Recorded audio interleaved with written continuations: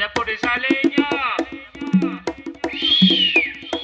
Cilindro metálico con 30 de diámetro, con un hueco arriba y una puerta abajo de acerrín. Yo lo voy tacando, con cada pisón él se va apretando. Ya lo dejé listo para la olla. Tráigalo, parcero, que el agua se evapora y empieza el acto de cocinar. Venga, le digo, ayúdeme a picar. El fogón soberano.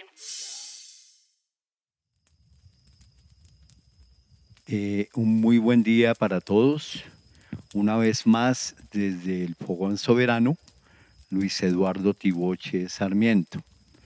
En este ejercicio de ir avanzando y entendiendo el tema de soberanía alimentaria y toda esa complejidad de una época como la que estamos viviendo, la importancia del mismo, hoy tenemos un par de invitados que son importantes y fundamentales en el territorio.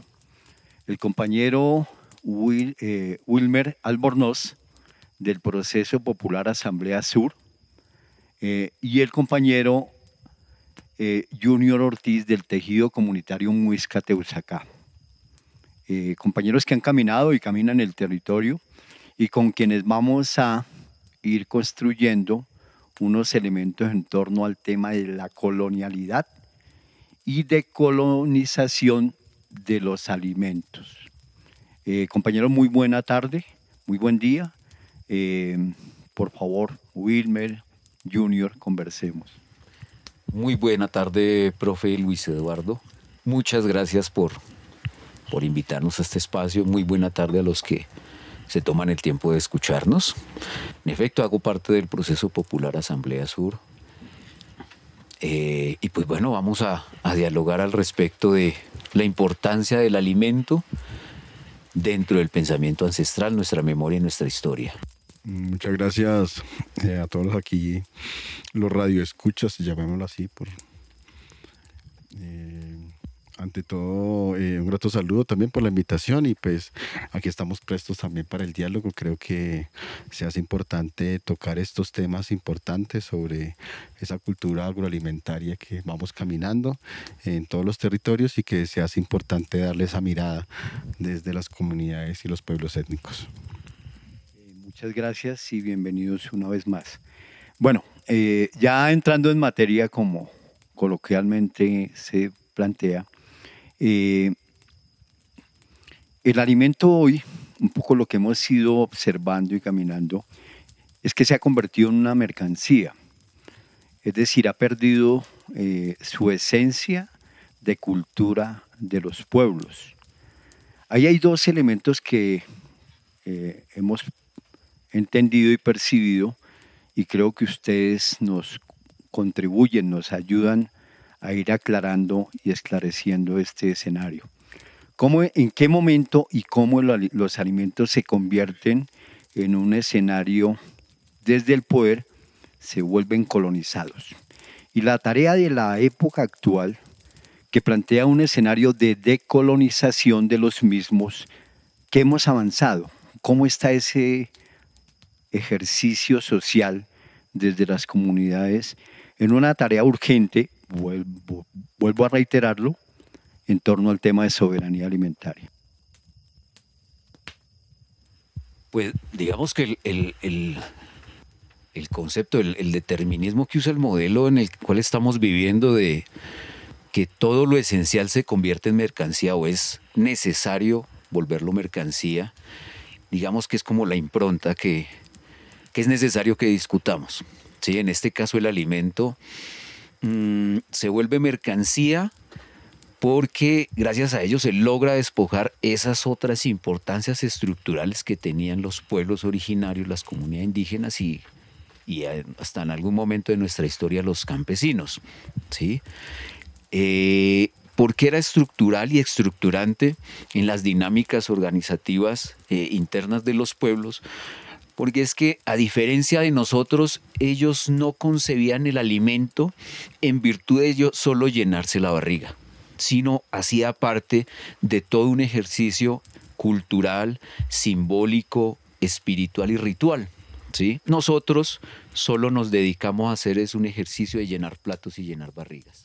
Desde el tejido comunitario Muisca Teusaca, que nos acerca y nos plantea ya una mirada más puntual desde un pueblo que resiste ese ejercicio de colonización, cómo se expresa, cómo se vive ese tema, no solamente la colonialidad del alimento, o sea, qué pasó con nuestros alimentos, sino hacia dónde se avanza desde la apuesta del pueblo, de un pueblo que busca rescatar una memoria cultural ancestral, traducida en unos tiempos complejos, pero que definitivamente es un faro hacia adelante.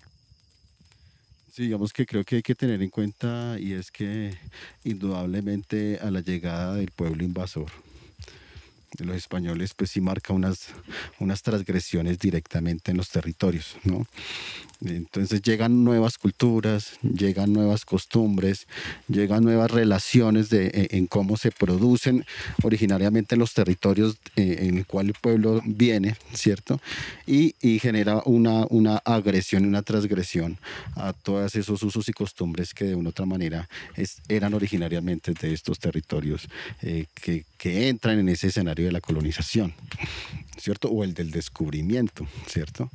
Entonces, indudablemente nuestras relaciones con los alimentos ancestralmente partía o iba más allá de una mera producción alimentaria, sino que tenía todos unos calendarios, todas unas relaciones con los astros, tenía todas unas leyes de origen, tenía toda una lectura climática, de los tiempos de siembra, tiempos de lluvia, tiempos de luna, en la cual va, digamos que de una manera más profunda, esa relación con la semilla y con el mismo alimento, porque eso hace propiamente parte de su cultura, ¿no? No olvidemos que el maíz, más allá de representar todo un escenario nutricional y productivo en términos agroalimentarios, también representa toda una palabra de origen de dónde viene toda esa cultura ancestral, digamos en este caso muisca, ¿cierto? Entonces creo que de una u otra manera, si bien como dicen algunos académicos, cuando llega el pueblo invasor, dice que enriquece todo una ayuda a enriquecer toda una serie de propiedades nutricionales y agroalimentarias, pero deja en el olvido quizás, ¿cierto? Ciertos alimentos que son muy ricos en términos nutricionales y que va construyendo todo un pensamiento adaptativo en términos de la humanidad con la naturaleza. Ese caldo ya se puso espeso y eso que aún no le echo el hueso. Póngale la leña para que empiece a arder. Cuente cuántos son los que faltan por comer. La quinoa, nosotros la hacíamos de esta manera, digo nosotros porque yo cocinaba con otra compañera, la hemos hecho con otra compañera, hemos hecho sopa de quinoa. Cocinamos la verdura de todo, auyama, espinaca, frijol, alberja, de toda la verdura, zanahoria, hasta cilantro se le echa. Y lo mismo, de la misma manera, se la deja desde el día anterior en agua, se la remoja, al otro día se la lava y se la lava y se la lava para quitarle ese amarguito que tiene la quinoa. Luego uno cocina ya la verdura, ya tiene hirviendo la verdura, cuando ya va a estar la verdura, como faltando 15 minutos o 20 minutos para ya estar la sopa, se echa la quinoa, porque la quinoa es rápida para cocinarse. Se le echa la quinoa y se la deja hervir como 20 minuticos y listo, a servir. Bueno, eso es todo. Eso es lo que les contaría sobre la quinoa, que la quinoa es muy deliciosa. El fogón soberano. Siempre nos han planteado, o un poco el imaginario que se ha construido socialmente, es que el maíz es el centro efectivo de la cultura alimentaria de nuestros pueblos. Y claro, es cierto. Sin embargo, ¿qué otros alimentos en esa gran gama de la biodiversidad que es la vida, los pueblos consumían y cómo fueron ellos sojuzgados, escondidos, alejados de la cotidianidad para imponer otros Wilmer nos quisiera ayudar con esta mirada. Pues, profe, hoy estamos consumiendo una alta gama de alimentos que son importados, otros que son propios, pero que se terminan produciendo en monocultivos de manera otros países, es decir, que también los importamos. Pero digamos que para el caso concreto que acá estamos mascando ayo, estamos consumiendo hoja de coca, eso es uno de los primeros alimentos donde el ejercicio de imposición más se arraigó y que hoy sigue siendo disputa. La hoja de coca o el ayo, como nos enseñaron los abuelos y las abuelas a mencionarlo, en efecto, como dice Junior, es un alimento, ¿sí? Porque tiene unas propiedades nutricionales y en temas de aportes a la salud altísimas, pero que además tiene un vínculo cultural y espiritual con muchas comunidades indígenas, por no decir que casi todas en Colombia, y que es la que le propina a un arraigo y una estructura sociocultural a los indios. Al despojarle la importancia y convertirla a lo que hoy en día es un ejercicio catastrófico, que es la cocaína, no solo pervierte la sociedad actual, sino despoja de esa importancia histórica de memoria y cultural a la hoja de coca, en tanto la construcción colectiva de las comunidades indígenas. Asimismo, como la hoja de coca, muchos otros, el maíz, ¿sí? El maíz está hoy en día tan contaminado, no solo en lo físico de su semilla, sino en su ejercicio simbólico con respecto, como decía Junior, reitero, no solo a su ejercicio de consumo, sino de cómo se preparaba, quiénes participaban, qué sucedía alrededor de la preparación de los alimentos. Entonces digamos que ese es un claro ejemplo, así como el ayo, con muchos otros alimentos propios. Desde el pueblo muisca, y eso nos plantea una geografía grande, en las caminadas a veces uno encuentra pueblos reivindicando unos alimentos que en lo cotidiano han desaparecido. No sé, y Junior, que es parte de ese pueblo muisca, nos dirá efectivamente qué papel jugaban los tubérculos, toda esa amplia gama de tubérculos en la cultura alimentaria y nutricional de los pueblos ancestrales. ¿Y qué pasó con ellos? Sí, pues digamos que originariamente parte de nuestra producción agroalimentaria eran los tubérculos, por su capacidad de resistencia a tiempos muy fríos, altas temperaturas, a tiempos de verano muy propensos, bastante, digamos, largos, ¿cierto? Entonces, a su productividad, ¿cierto? Creo que los tubérculos de una u otra manera fue el inicio de toda esa cultura gastronómica y agroalimentaria de múltiples pueblos andinos, ¿cierto?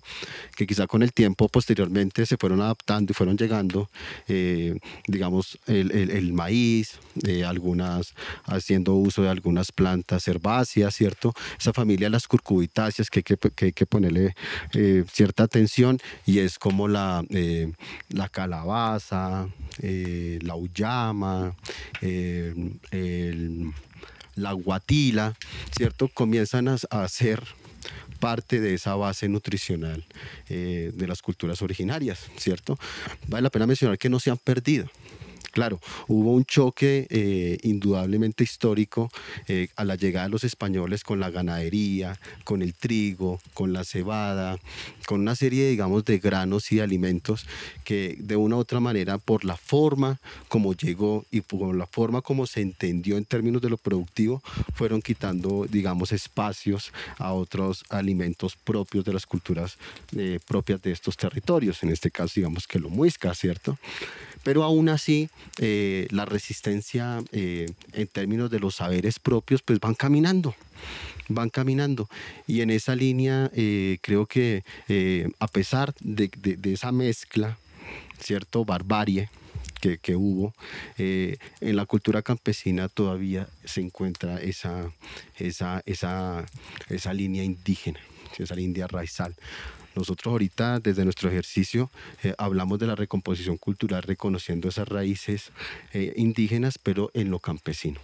Y creo que es una apuesta que la cultura agroalimentaria se están haciendo en los territorios y que efectivamente vemos a la mamita o al campesino por allá de Boyacá, de Cundinamarca o en las riberas, en la parte rural de Bogotá, que tiene su maicito porva, su maíz porva blanco, que tiene su tradición a través del amasijo, que tiene su tradición a través de ese tubérculo, de esa ibia, de ese cubio que está allí, de esa papa nativa y criolla que tienen y que ha sido heredada, digamos, durante muchísimos años, que quizá no se comercializan, pero que lo tienen ahí, todavía se sigue sembrando en sus territorios, en sus parcelas, y que eso efectivamente ahorita, en estos tiempos, cumple un papel fundamental en cómo la cultura ancestral indígena comienza también a enfocarse un poco desde esa línea agroalimentaria que resiste en las culturas campesinas.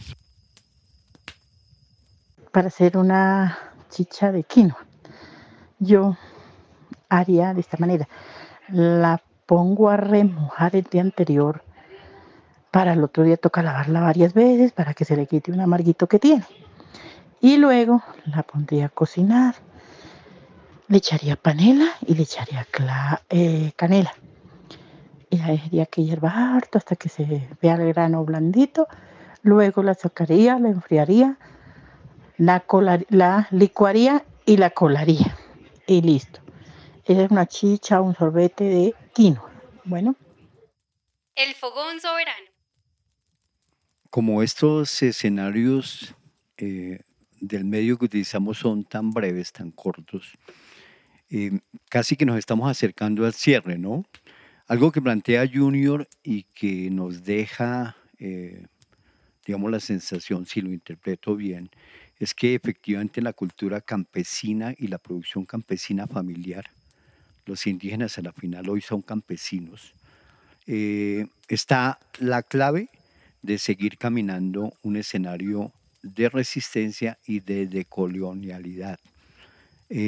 No sé, Wilmer, si quiere hacernos un contexto rápido, muy breve, tenemos tiempo limitado para hacer el cierre de este ejercicio que seguramente hacia adelante tendremos más posibilidades de abrir otras voces, pero también de profundizar un tema en torno a soberanía alimentaria.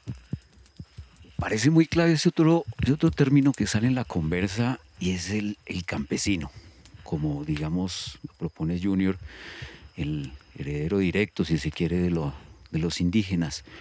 Pero en ese sentido y dentro de las dinámicas que hemos visto en nuestro país gracias al modelo de consumo avasallador, no todo el que siembra es campesino, porque hay algunas personas que solo se ocupan en extraer, explotar, maltratar y sacrificar la tierra en pro de una concentración de capital que en ocasiones lo único que se logra ni siquiera es la comodidad del, entre comillas, campesino, sino el maltrato al territorio. Otra cosa es aquel campesino que siembra comunicándose con la planta, comunicándose con el pájaro. Siembra no solo para alimentarse a sí mismo, sino para alimentar la tierra. Ese es el campesino con el cual nosotros como proceso y con los procesos muiscas estamos confabulados para darle continuidad a ese quehacer campesino que no elimina el vínculo con su territorio, no desconoce su necesidad de, digamos, de generar ciertos ingresos, pero que en el momento de la siembra no se aleja de lo que en otrora los indios y las indias nos enseñaban, y era sembrar para alimentar a la gente árbol, a la gente pájaro, a la gente, a la gente agua. Cuando logremos otra vez entender ese equilibrio, vamos a lograr entender la importancia de la semilla, la importancia del alimento en virtud de nuestra cultura, de nuestro estómago y de nuestra capacidad organizativa para ser contestatario frente a este modelo. No, sí, yo lo que quería decir era que efectivamente existen comunidades originarias de pronto bajo otros elementos, bajo otros estereotipos, bajo la ruana, bajo el sombrero, bajo la pargata, ¿cierto? Bajo el machete centuriado, que tienen mucho de nuestras comunidades originarias, de nuestras comunidades indígenas muiscas, y que efectivamente están haciendo todo este ejercicio de recomposición cultural a través del alimento, a través de la semilla, y creo que eso se hace fundamentalmente importante, dar esa línea y reconocer ese trabajo para poder también hacer todos unos ejercicios de recuperación de la semilla, pero también de organización social comunitaria enfocados hacia esa memoria biocultural que creo que estamos haciendo y que estamos caminando. Creo que las voces de los compañeros hacen un enorme aporte a una tarea que es común en estos tiempos, que está anclada en la soberanía alimentaria de los pueblos y que plantea que efectivamente ese ejercicio de decolonización del alimento y de todo lo que significa la cultura del alimento es una tarea caminando que tenemos que profundizar indiscutiblemente, pero que suma en torno a una tarea grande que es la soberanía alimentaria y las soberanías de los pueblos. Muy amables, compañeros, por sus voces, muy amables a quienes nos han escuchado y esperamos encontrarnos en un próximo conversa, en una próxima conversa que nos dé el hilo conductor de este tema de soberanía alimentaria. Hasta luego, muchas gracias. Traiga la leña, prenda, prenda, prenda ese fogón, traiga la leña, traiga la leña, traiga la llama de la revolución, traiga la leña.